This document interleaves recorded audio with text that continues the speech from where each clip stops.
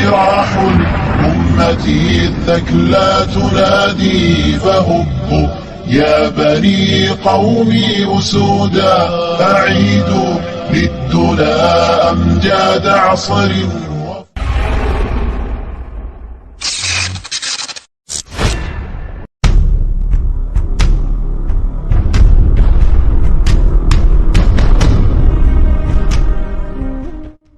Assalamualaikum warahmatullahi wabarakatuh.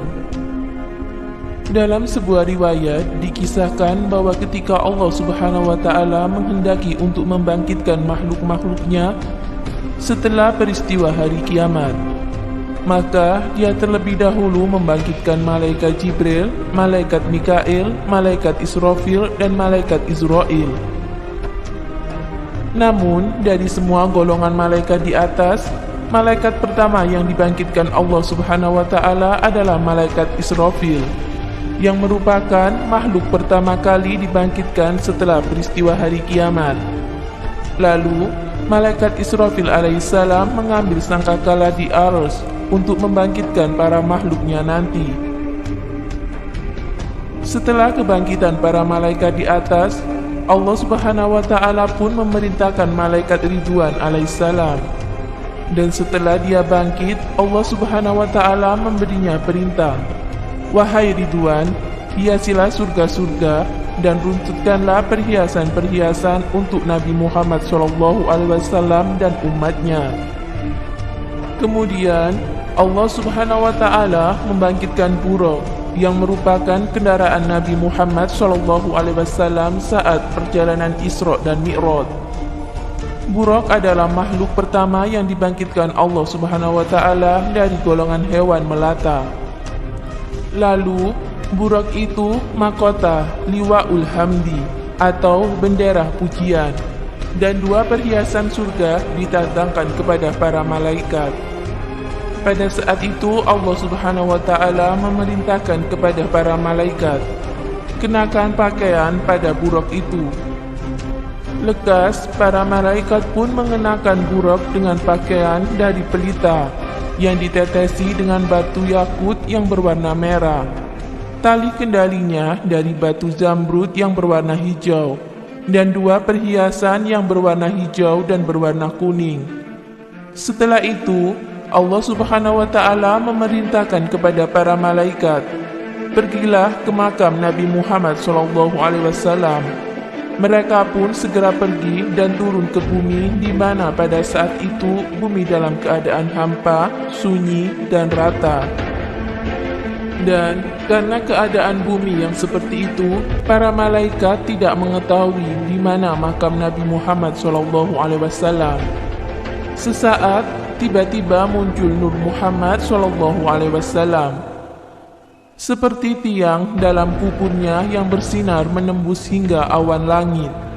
Para malaikat pun mengetahui bahwa nur itu merupakan petanda di mana makam Nabi Muhammad SAW. Lekas mereka pun menuju ke sana. Sesampainya para malaikat di titik cahaya itu, malaikat Jibril alaihissalam pun berkata kepada malaikat Israfil alaihissalam, "Menyerulah kamu, wahai malaikat Israfil, kamu adalah malaikat yang mana Allah mengumpulkan makhluk-makhluknya pada kekuasaanmu." Malaikat Israfil pun membalas, "Wahai malaikat Jibril, menyerulah kamu, karena sesungguhnya kamu adalah kekasih Nabi Muhammad SAW di dunia." Namun malaikat Jibril menjawab, "Aku malu kepadanya." Namun, malaikat Israfil melempar permintaan itu kepada malaikat Mikail. "Menyerulah kamu, wahai malaikat Mikail." Akhirnya, malaikat Mikail pun mencoba menyeru dan berkata, "Semoga kesejahteraan terlimpah kepadamu, wahai Nabi Muhammad." Namun, Nabi Muhammad SAW tidak menjawab. Lalu, para malaikat pun berkata kepada malaikat Israel, "Menyerulah kamu." Malaikat Israel pun mencoba menyeru dan berkata, "Wahai ruh yang baik, kembalilah ke dalam badan yang baik." Namun, hal sama pun terjadi. Nabi Muhammad SAW masih tidak menjawabnya.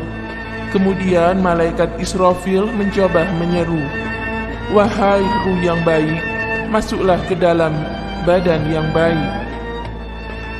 Namun Nabi Muhammad SAW masih saja tidak menjawab.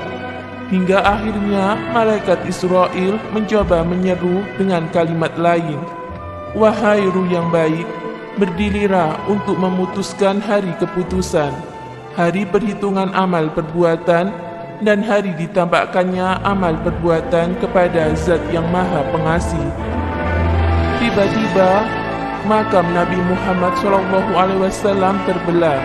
Di sana Nabi Muhammad SAW terlihat dalam keadaan duduk di makamnya, sembari mengibasi debu yang berkumpul di kepala dan jenggotnya.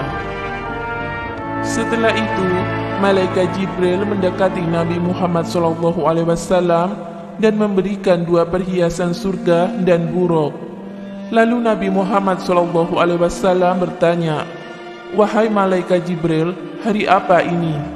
Malaikat Jibril pun menjawab, "Ini adalah hari kiamat, hari nelangsa atau bersedih, dan hari penyesalan. Ini adalah hari buruk. Ini adalah hari perpisahan, dan ini adalah hari bertemu dengan Allah Subhanahu wa Ta'ala." Nabi Muhammad SAW pun bertanya, "Wahai malaikat Jibril, ceritakan berita gembira kepadaku." Malaikat Jibril pun menjawab, "Surga telah disempurnakan karena kedatanganmu dan neraka telah ditutup." Mendengar jawaban itu, Nabi Muhammad SAW bertanya lagi, "Aku tidak bertanya tentang itu, tetapi aku bertanya tentang umatku yang berbuat dosa. Jangan-jangan kamu meninggalkan mereka di atas sirat atau jembatan penghubung ke surga." Lalu malaikat Israfil menjawab pertanyaan Nabi Muhammad SAW, "Demi kemuliaan Tuhanku, wahai Nabi Muhammad, aku masih belum meniup sangkakala kebangkitan sebelum kebangkitanmu."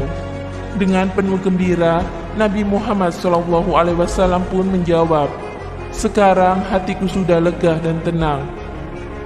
Ya, Nabi Muhammad SAW merasa lega mendengar berita bahwa umat beliau belum dibangkitkan, karena beliau khawatir jika umat beliau yang berbuat dosa telah dimasukkan ke dalam neraka.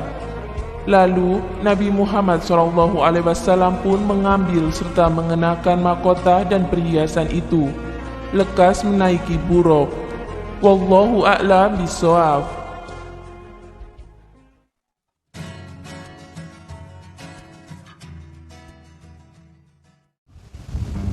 Assalamualaikum warahmatullahi wabarakatuh. Rasulullah Muhammad SAW adalah seorang nabi dan rasul yang sangat mencintai umatnya. Beliau sering membanggakan umatnya di akhir zaman di hadapan para sahabatnya. Rasulullah bahkan menjelang wafat, beliau sempat memikirkan umatnya dan berkata, "Ummati, ummati." Umat Islam adalah generasi terbaik yang pernah dilahirkan Allah Subhanahu wa Ta'ala, dan umat Islam adalah umat yang terakhir. Walaupun umat yang terakhir, umat Islam nanti akan masuk surga di awal waktu, dan generasi terbaik umat manusia. Demikian, semoga memberi manfaat. Wassalamualaikum warahmatullahi wabarakatuh.